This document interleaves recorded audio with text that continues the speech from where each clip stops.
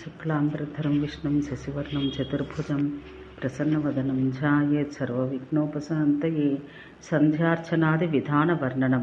వరాహదేవుడు ఇట్లనెను, నా పనులేందు శ్రద్ధ కలవాడు నాకు అలంకారములు సమర్పించి 9 వరుసల గల తెల్లని జండిదం నాకు అర్పించాలి. తలపై అంజలి ఘటించి భూదేవి మరలా ఇట్ల పలికెను, ప్రభు, ఈ పరమరహస్యాన్ని నీవు నాకు చెప్పవలను. నిన్ను అర్చించు పనుల్లో శ్రద్ధ, చక్కని వివేకం కలవాడు, పవిత్రయు భగవంతునికి సంబంధించినదియు అగు సంధ్యను ఏ మంత్రంతో మ్రొక్కవలెను. అంత భూదేవి పలుకువిని భూతముల పుట్టుకకు కారణమైన వాడు అవ్యయుడు అగు వరాహరూపు భగవానుడు బదులు పలికెను, మాధవి, నీవు నన్ను అడిగిన ఆ పరమరహస్యమును పుణ్యులో మంచివారు ఒక భాగవతులు ఎట్లు చెబుతారో అట్లు చెబుతాను. తన పనులన్నింటినీ చక్కగా చేసుకుని పరిశుద్ధుడై సంసార మోక్షానికై ప్రాతః సంధ్య సాయం సంధ్యను ఎట్లు నమస్కరించాలో చెబుతాను. దోసులతో నీటిని గ్రహించి భక్తిని కొలుపుకొని ముహూర్తకాలం ధ్యానమాచరించి ఈ మంత్రం పఠించాలి. సృష్టికి కారణమైన వాడు, వ్యక్తరూపం గల దానికి మొదటివాడు అగు ఆదిత్యుడు, బ్రహ్మ, రుద్రుడు నా ధ్యానయోగాన ఎట్లు నిలిచి ఉండిరో అట్టి వాడగును. వారు సంధ్యల యందు చక్కగా నిలిచిన వారే వాసుదేవునికి నమస్కరింతును. అట్లే మొదటివాడు అవ్యక్త రూపుడు అగు ఆ వాసుదేవ పరమాత్మను దేవతలందరూ ఈ సంసారం కొరకైన కర్మమునకు కారణమై సంధ్యల యందు నెలకొని ఉన్న మేమందరం, ఓ వాసుదేవా, నీకు మరల నమస్కారం అర్పించుచున్నాము అంటూ అర్చించుచుందురు. ఇది మంత్రములలో పరమ మంత్రం, తపస్సులలో గొప్ప తపస్సు. దీన్ని ఆచారంగా చేయువాడు నా లోకానికి చేరుకుని రహస్యాల్లో పరమమైనది, దాచవలసిన వానిలో అతి ముఖ్యమైనది అగు ఈ మంత్రం ప్రతిదినం జపించవానికి పాపములు అంటవు. దీక్ష పొందని వానికి, ఉపనయనం కాని వానికి దీన్ని ఒసగరాదు. దీక్ష కలవానికి, భక్తితో దగ్గరకు వచ్చిన వానికి మాత్రమే ఇవ్వలను. మాధవి, భగవంతుని భక్తి గల సజ్జనులొసగే దీపం నేనెట్లు గ్రహింతునో ఆ విషయం విడమర్చి చెప్పెదను వినుము. నా పూజా కర్మములన్నింటినీ చక్కగా ఆచరించి మేలైన దీపం గ్రహించి దాన్ని మోకాళ్లపై నిడుకొని ఈ మంత్రం పఠించాలి. అనుగ్రహ రూపమైన తేజస్సు గల భగవంతునికి నమస్కారం. ఓ విష్ణు, దేవతలందరూ ఈ అగ్నియందు ప్రవేశించి ఉన్నారు. అట్లే అగ్నియందు శక్తులన్నీ ఇందు ప్రవేశించాయి. ఈ అగ్ని నీ తేజస్సందు ప్రవేశించింది. ఈ తేజస్సు ఆత్మరూపమై నన్ను చేరింది. నీవు మంత్రాలతో కూడిన వాడవై ఈ ప్రపంచం కొరకు దీన్ని గ్రహించము. ఈ దీపకాంతి మంత్రమూర్తి మంత్రమై గర్భవాసమును పడి కొమ్ములచో నేను ఏదేది చేసి తినో అది ఎల్ల పాపంలో లేనిదగునట్లు చేయుగా కానుచు. ఈ విధంగా చిరుదివ్వలు సమర్పించు నరుడు తన పితృదేవతలను తరింపచేయును. వంశమున పూర్వం వారినందరినీ పాపరహితులను చేయును. లోకానికి సుఖాన్ని కలిగించు మరి ఒక పన్ని భూదేవి నీకు చెప్పెదను. నా నొసటిపై తిలకమెట్లు ఏ మంత్రంతో దిద్దవలనో తెలిపెదను. వాసుదేవ, నీవే సమకూర్చిన ఈ ముఖాలంకారం నేను తెచ్చి తిని దీనితో నీ ముఖం అలంకరింతును. దీన్ని దేవా దయతో స్వీకరించుము. నాకు సంసారమును కూర్చు పాపం నుండి మోక్షంను అనుగ్రహించము. నారాయణుని పలుకు విని భూదేవి ఆశ్చర్యవంది భగవంతుడా అనుచు వరాహరూప దేవునితో ఇట్లు పలికెను, నీ అర్చనలందు శ్రద్ధ గల భాగవతులు నీ పూజలను గురించి విని చక్కగా ఆచరింతురు. అట్టి నీ సేవాకర్మములయందు నీ భక్తులు నీవు తుష్టి పొందు విధంగా ఉపయోగింపదగు పాత్రలు ఎట్టివి, దీనికి నాకు చక్కగా చెప్పుము. భూదేవి పలుకులు విని ఆ లోకనాథుడు ఇట్లు పలికెను, దేవి, నీవు నన్ను అడిగిన దానికి సమాధానంగా నాకెట్టి పాత్రలు ప్రియములగునో వాణ్ణి తెలిపదను వినము. బంగారు, వెండి, కంచు పాత్రల్లో నాకు అర్పించవలసిన వాణ్ణి అర్పింతురు. కానీ నేను వాటిని అన్నింటినీ వదిలి రాగి పాత్ర ఇష్టపడతాను.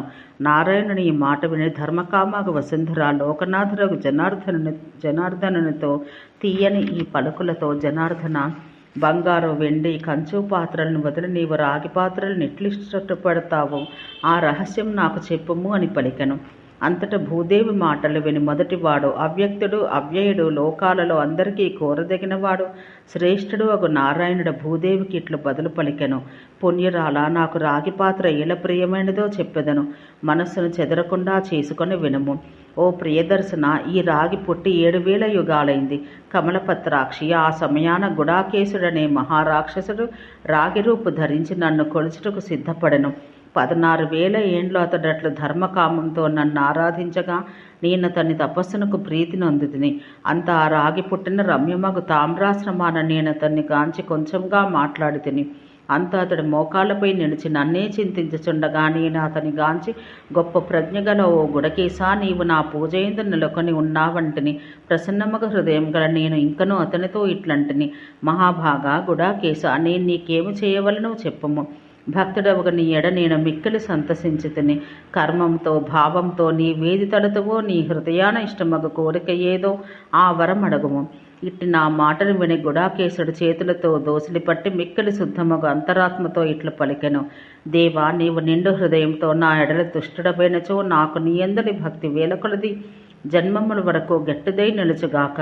నీవు వదిలిన చక్రంతో నా చావుని కోరుచున్నాను. నీ చక్రంతో కూలిన నా ఈ మజ్జయు మాంసము తామ్రము అను పేరు గలది అయి పవిత్రము చేయి శుభద్రవ్యమగుగాక. దానితో చేసిన పాత్ర యందుంచి నీకర్పించిన వస్తువు పవిత్రమైనదగుగాక.